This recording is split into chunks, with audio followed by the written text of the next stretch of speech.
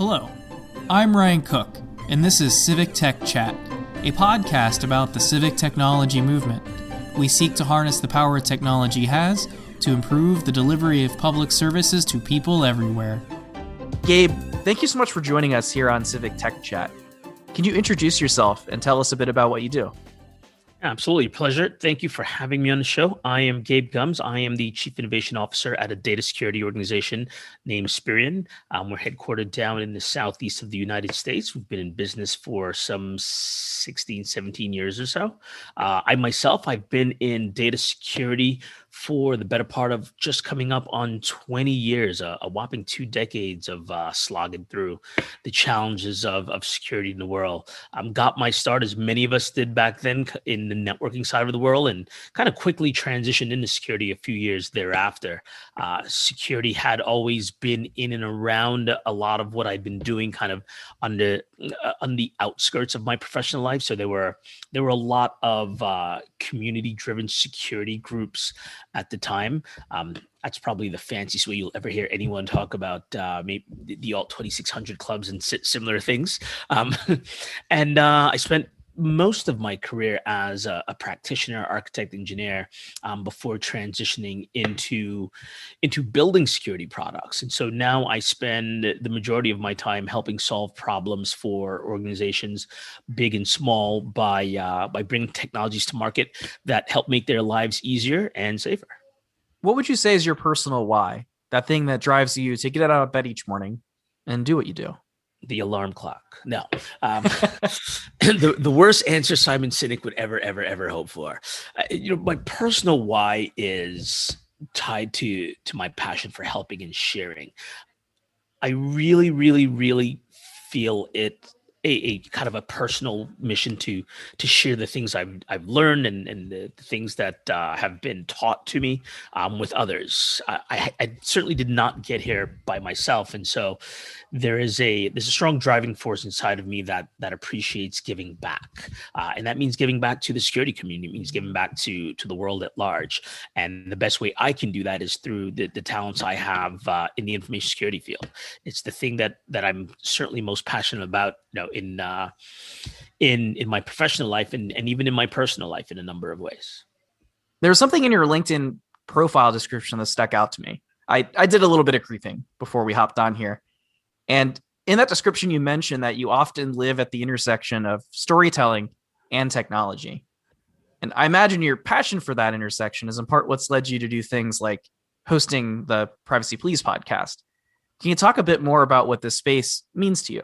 I mentioned a minute ago that part of my why is about being able to give back and to teach and to educate folks on these various topics. And that's where that intersection between storytelling and technology lives. A lot of times security can be positioned as this esoteric dark arts career path that is not really approachable to many. And a lot of times also in the business world, a lot of the concepts that we're trying to convey to our business partners in other parts of the organization don't come from necessarily technology or even security backgrounds. And so being able to express many different ideas through storytelling, I find really brings it home for folks and makes it real for them. It helps them understand both the challenges as well as the paths forward. And with regards to Privacy Please, absolutely. So one of the reasons why we began Privacy Please was to tell more of those stories. And for those that have listened to it or may tune into it after this, one of the things you'll notice, it's an extremely conversational style, because what we're really getting at is telling the stories of our guests and understanding their stories, their lived experiences in security and privacy, and how those things are applicable to our listeners. Today, we're going to dig a bit into privacy policies, like the General Data Protection Regulation and the California Consumer Privacy Act, both of which are very long names that are a mouthful. For folks that haven't spent much time in this space, what are these sorts of regulations typically trying to accomplish? There's one primary thing they're trying to accomplish, and that is protecting the privacy of consumers, putting that power back into the consumer's hands. As the digital transaction world has collected, gathered, stored, analyzed information on subjects, on people in particular, there are a lot of really good uses for that data. Everything from being able to help form other types of policies, civic policies, but it also does get used in ways that aren't always to the best intent of the data subjects themselves. On the far end of the nefarious spectrum, we could cite, the Cambridge Analytica scandal. On the not so far end of the spectrum, we can cite the more mishandling of people's privacy, right? Just the lack of care when it's entrusted with those individuals. And suppose both CCPA and GDPR, if you're looking for the non-mouthful version, is they're both geared towards ensuring that organizations do a number of things. That they take a privacy first approach. GDPR refers to that as privacy by design, as well as empower the users to be able to take control of their privacy, to be able to dictate how their information can be shared, and more importantly, how it should not be shared, who it can be shared with, and who it cannot be shared with, and things of that nature. And on top of those two, we see similar laws having emerged across the entire planet. Brazil, South Africa, you name it. Just about every developed country has some form of regulation either already passed or currently in legislation. And here stateside, because we're a fabulous amalgam of a bunch of different little entities, all 50 of them, 50 different states plus 3 territories, what we see is a lot of state level regulations also on the rise, which is what CCPA. So that one's actually not a federal regulation in the same way that in the way that GDPR is a big overarching regulation meant to govern the EU. CCPA really is just intended to cover California citizens or those that do business inside of California. I think a base concept that I'm hearing in there is essentially that, I as a person, if data about me is collected or about my actions or things related to that is collected, that the intent is like I should have some control or ownership of either that data or what's done with it. Is that like what folks should kind of take from that? Well, I'll turn the question around to you, Ryan, because it is your data that is in the hands of all of these organizations. Do you feel as though you should have that control of your data? Turn it back on me. Yeah, and bear in mind this is an opinion, but I think yes, ultimately. Right. But yeah, and I'm sure you think that way for the same reasons that you might own curtains, right? It's not about whether or not anything nefarious is happening inside your home. You respect and value your privacy, and your data very much tells a lot of stories about you. In fact, no matter how close your blinds are, your data tells way more information about you than I would ever know by simply standing outside of your home and peering in through your blinds. Not that I would do that. And a part of all of this is a concept that some of these laws share, which is the concept of the right to be forgotten. The idea that you have the ability to compel an organization that's holding this data that we're talking about, or data about you, and you could ask them essentially to like delete it and remove it from their infrastructure. Can you talk a bit about that and the importance that sort of provision has in those like structures? Sure. The right to be forgotten is an interesting story in and of itself. This is another one of those intersections that I like to recall. So the genesis of it was based on an individual, I believe he was in Spain, who had an incident early in his life that was still showing up on the internet, and he wanted it removed. He was many years removed from that incident, believed it was harming him in future opportunities, and wanted that to be removed. And so took this all the way through the courts, and they ultimately ruled that he had a right to be forgotten. That information had changed and had been updated, but the information that all these organizations held on him had not. That concept has since carried forward beyond just the right to be forgotten on the internet, but the right to be forgotten within the organization we do business with. Simply because I transact business with you once, does that give you the right to continuously know these things about me in perpetuity? Yes, you needed my home address to have delivered books to me, but do you need it beyond that if I haven't given you consent to use it beyond that?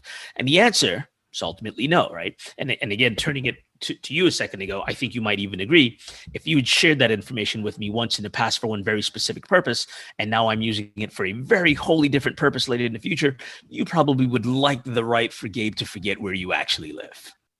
Yeah, and you're correct. I am of that temperament with this, and I do hold that opinion. In fact, I kind of, as a practitioner in software development, my view on kind of the collection of information is, I should collect it for as long as I need it, and then only use it for that purpose, and then Yeah. And the right to be forgotten works on the tail end of that. On the front end of that, GDPR equally put in some regulation that states that you should only collect the data you need, and you have to have a lawful basis for collecting it.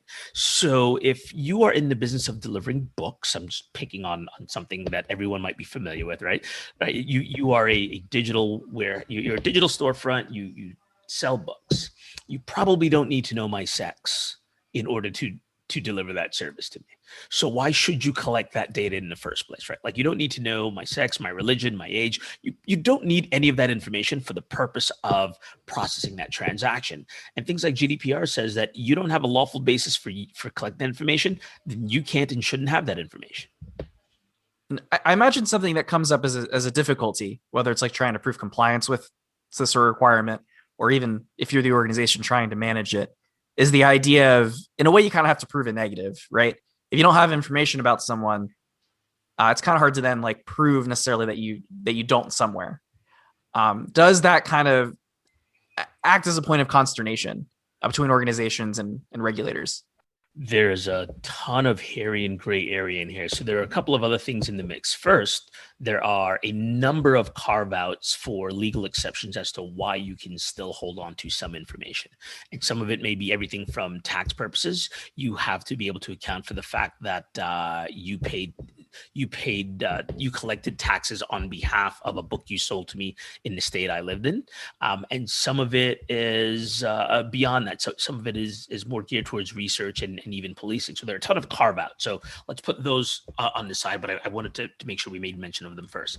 The other is, and what you're describing is kind of a technological challenge of, well, how do I prove to you I don't have it if I deleted it, right? And more importantly, how do I know I don't have it if I deleted it? The answer there is there are a number of different ways that this comes to bear in the real world from a technology perspective. I've seen approaches, everything from encrypting and throwing away keys, which I think the jury's still out on, to deleting and then replacing information with some type of unique identifier that simply states, okay, in place of Ryan's actual information, here are some identifiers, but we no longer have that information about him. So some form of de-identification process. A de-identification process is probably where the loosening of that friction starts to occur. If I am this organization that likes to sell books online, and just about everything else for that matter, I probably also want to understand how people similar to Ryan shop so that I can sell them books also.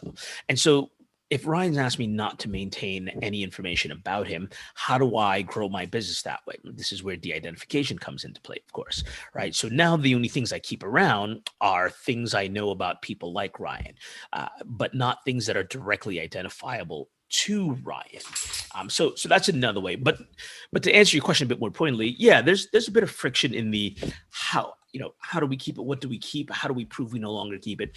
We get smarter every day since that regulation has been put into place. And there are a lot of firm mechanisms now for being able to tackle that challenge in particular, a few of which I just mentioned. What you've described at the end there sounds a bit to me kind of like, in a way, kind of like a soft delete, where it's like, well, this information's no longer attached to somebody. So now it's kind of like an anonymized data set that we can try to run things against. Am I hearing that correctly? You're not wrong. Your development background might come well into play here. The difference between being anonymous and de-identified, though, is a distinction worth calling out, because it's not really a soft delete. In order for it to be properly de-identified, it means it should be resistant to re-identification attacks. What does that mean? That means if I gave you a ledger with a bunch of names and other identifying information about individuals inside that ledger, and then I did things like only remove 2 tuples of that data. For example, I removed their first name and I removed their age, but I left in things like their zip code and their sex and the profession area, etc. As I start adding in more tuples of information, it makes it easier for me to re-identify that individual. There are a couple of of well-known examples of this in the news, if you would. Some dating back as early as the 80s, if not. Yeah, I'd say the 80s is probably the first paper I recall reading on it. Not that I read it in the 80s. I'm not that old yet. Hopefully I will be one day.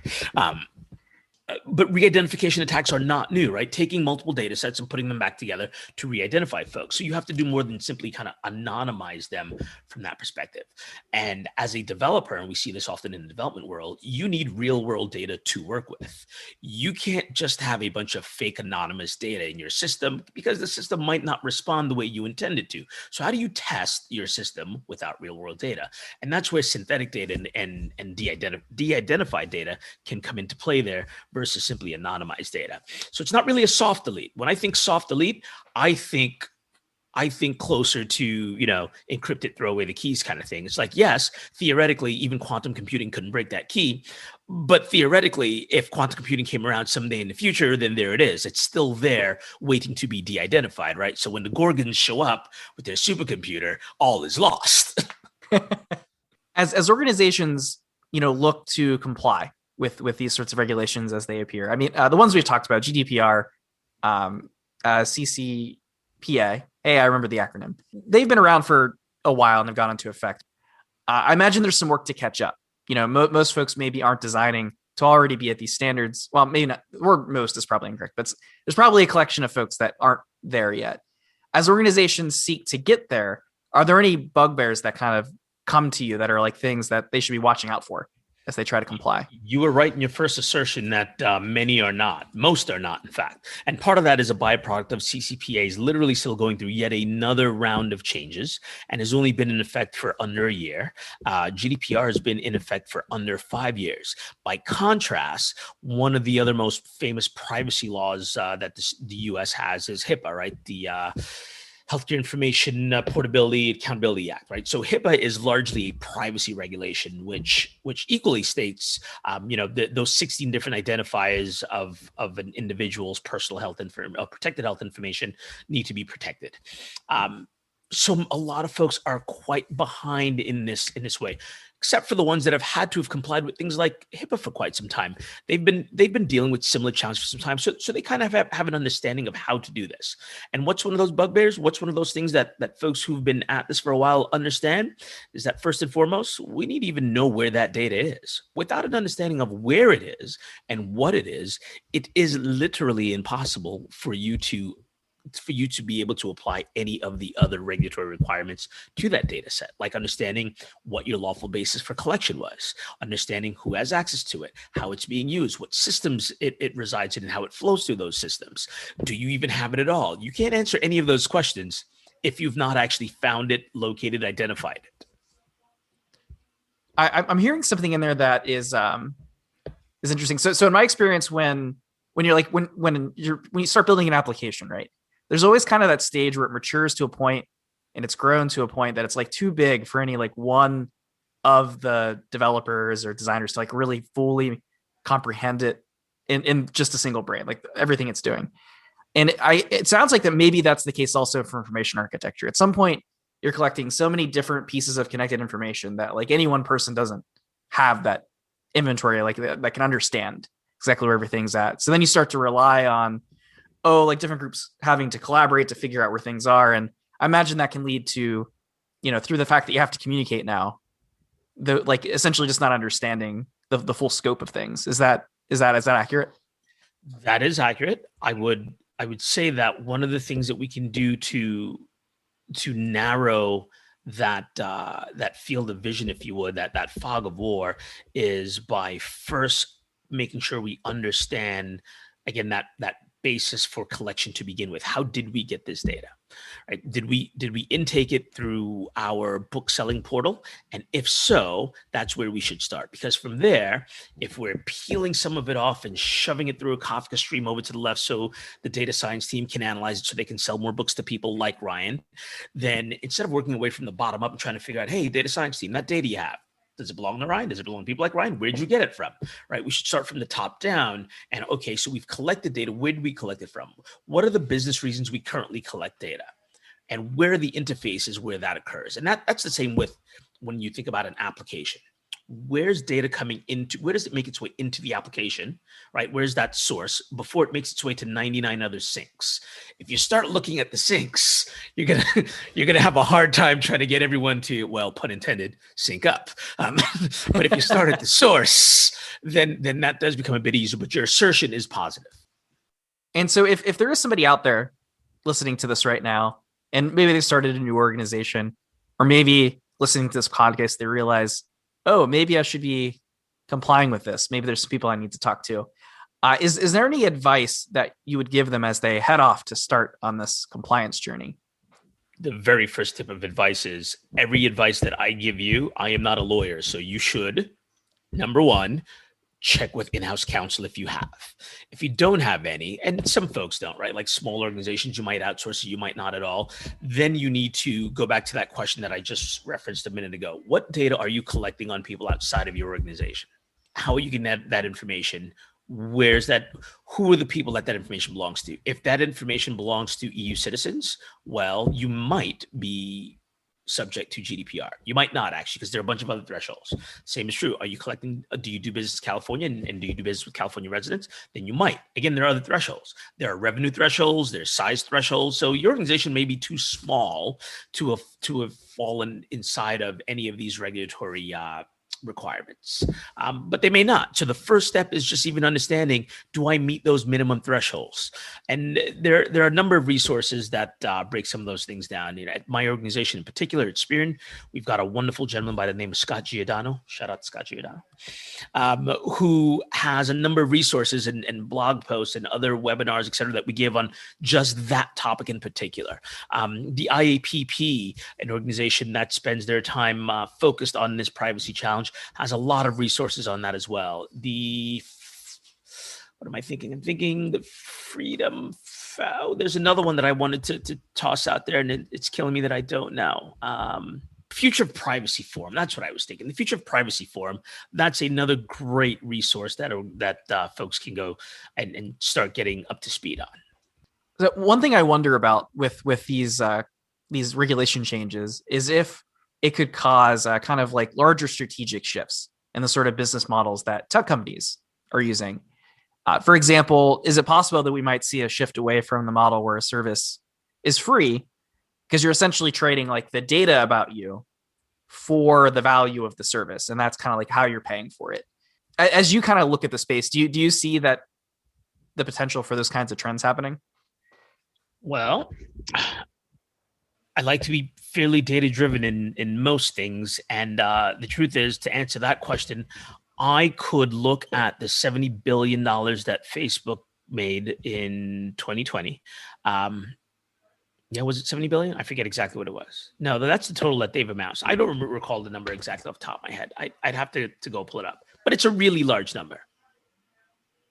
Yeah, I feel like it's in the 70 billion range. But nonetheless, to answer your question, that business model clearly works still. That giving the thing away for free so I can collect data is extremely profitable. We're only going to move further towards that model, not away from it. Businesses don't look at the success of those types of organizations and think, yeah, that's great, but I want to do something so radically different that I'll completely buck that trend and not take any of those lessons away. So just realistically speaking, the money tells us that we are going to be faced with more of this. I think the onus is on us as consumers to start deciding what is our data worth to us and how are we going to transact it? Are we getting enough in return for what we're giving up? For many of us, that answer is no. For a lot of us, I think the answer is not yes or no. It's simply the question hasn't been posed either by someone else or by themselves. And so they're not thinking about it in that sense. The realization that if they're not the consumer, that they are the product hasn't quite set in yet. And I think your comment about how profitable that model is maybe a good segue into, I want to take it back into the kind of GDPR, CCPA, those sorts of policies, and talk a bit about the like incentive systems they attempt to create. If you want compliance, it occurs to me that something like those policies, if they want to be successful, they have to think about those incentives. For instance, if you have a system of fines, right, but the fines are much lower, or the fine, the cost of the fines is much lower than the cost to comply, then really an organization is going to see it in their best interest to just keep doing what they're doing and pay the fines every time the regulators decide to look into it. As like these policies are, do you think that they're managing that kind of incentive system relationship effectively? No, there are a lot of perverse incentives in the world, and they tend to skew towards those that can afford those fines, right? You're at one extreme example, but just kind of a more day-to-day example. Some jerk face pulls up into a handicap parking spot and knows it is, but whatever, I'll eat the $200. That's not a lot of people, but there are some people, right? And it's not because they're necessarily just jerks. It's like, I am more concerned with the thing I need to do right now, and that $20 or $200, that's just not enough to disincentivize me from that bad behavior. So there is certainly there's certainly a misalignment there of those things. To pick on Facebook just a little bit more, I think they were recently fined yet again, and I think to the tune of, I don't remember, it was 100 million or less, maybe it was 200 million, whatever that number was. I recall looking at it and thinking it was a rounding error in their profits from the year before. And so, no, they are not incentivized to do it because of the fines. We're hopeful that they're incentivized to take better care of our privacy for other reasons now, though, right? Reasons like being threatened to break the organization up, right? So those monopolistic practices that some believe that they engage in, which are all part and parcel of some of this other behavior, those things might stop them from doing it. Public perception, those things might stop them from doing it. So we do need to have multiple levers, because I'm not saying get rid of the fines. The fines are good. The fines just don't work against some of the most egregious offenders as they challenge. Yeah, I think I'm with you on that. I think even I saw that, for example, there was an increase. There was some increase in the fines. I think I saw there's like a 40% on a source I was looking at. And I think like one of the flashy ones in the past year was, I think Google got like a $56.6 million fine from the EU, which not even couch change for Google, like right. Yeah, I'm sitting there thinking like, if I change that million to $1 billion, that might be like a quarterly report or something for them. So it just doesn't feel like it's really there. So I'm wondering, like, let's say I'm going to create like a theoretical scenario. Let's say that some legislative body is like, Gabe, like, we want to talk to you. We're going to sit you down and have you do a testimony. If you were to like give them advice, like how do we try to wrangle this behavior? Like what would you suggest to them personally? Well, I think we start with what I said. Fines obviously don't work at that tier. We keep the fines in place, but at that tier, we start imposing other types of sanctions, right? And depending on how draconian one may or may not want to be, I think that depends on just how egregious their infractions are. But I don't think we start with monetary fines for those types of organizations. We start with monitoring. We saw this back in the 2000s when Microsoft was under the microscope for some of their monopolistic practices. Our government literally installed a number of compliance monitors. Basically, they said, all right, for the next 10 years, you will answer these questions to these people, and you can't get rid of them. Like they will be crawling all up inside your organization until we feel comfortable that you are no longer, participating in these types of activities. They equally threaten to break some of those things up. In fact, we broke up some things. I don't recall the last time we broke up in this country any large business. I'm fairly certain I'm old enough that if I jog my memory, I can think of, and I mean big businesses like the Ma Bell of the 70s breakup style. It may be time to return to that. And I know that is something that's currently being talked about in some legislative circles. And I know it's a bit of a taboo conversation. But obviously, our current approach is not working. So we have two choices. We can continue to let every single citizen be at the mercy of these outcomes and events, whether those things are individuals taking advantage of us financially, maybe manipulating our emotions and feelings for political gain, or simply profiting from us. That's the other side of this coin. Like we allow those things to happen. We can't let capitalism just go rampantly unchecked in the face of real harm to people. And I don't feel like that is such a hot take that labels like, bleeding heart liberal should be applied to it. It's like, no, we just shouldn't. Because it's literally everyone that's affected by it. All of society is affected by it negatively. As you're thinking about the future of the data privacy space, what's something you're worried about? And then on the other end, what's something that is giving you a lot of hope? I'm worried that we would not have learned our lessons from the cybersecurity space when it comes to attracting and retaining talent that is capable of solving these problems. It is equally not as esoteric as some might make it out to seem. And we are going to equally be faced with a shortage of individuals coming to the space. And it's not because they're not there. It's because I don't think we're looking for and attracting talent with transferable skill sets to address these problems. And we're not just going to natively grow them all from the ground up and take the next generation of kids and, have them all get degrees in data privacy and there you go, problem solved. That won't do it. We'll have to recognize that there are transferable skills, that there are engineers that can help us solve this problem, because the problem does need to be solved at engineering levels as well.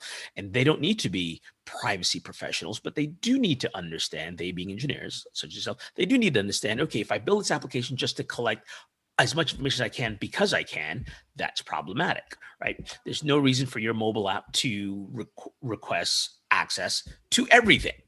You don't need access to everything. So it's things like that, like actually putting in place the types of controls, but the knowledge of those controls to folks who are inadvertently making some of these decisions.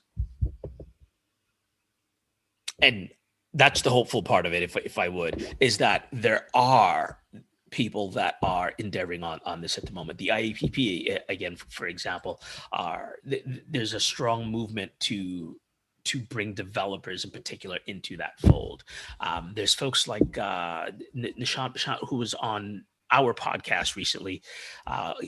He heads up privacy over at engineering privacy over at Uber, who does an amazing job of helping his teams understand the role privacy plays in the products they build. So there's a lot of hope out there for me.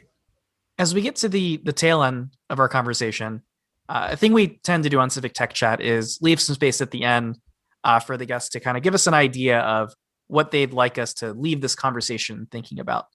So for you, Gabe, in this conversation, what should we leave it thinking about? I'd like everyone to leave thinking about how they can make this personal to themselves. In much the same way I turned one of your questions to yourself and asked you as a developer, or as a person even, before I turned it on to you as a developer, how you see these things is we should all make this personal to ourselves so that we can understand what role we can play in these challenges, versus simply saying, that sounds like a problem that Gabe needs to go solve for, and he can call me back next Monday once he's figured it out. Well, Gabe, thank you so much for taking the time out of your day to join us here on Civic Tech Chat. I have no doubt that folks listening in are going to learn something and gain something valuable that they can kind of incorporate into what they're doing. I appreciate it. Thank you for having me on. Pleasure was mine. You can follow us on Twitter using the handle @CivicTechChat. Visit us on the web at civictech.chat, or subscribe to us for content updates wherever it is you download your podcasts.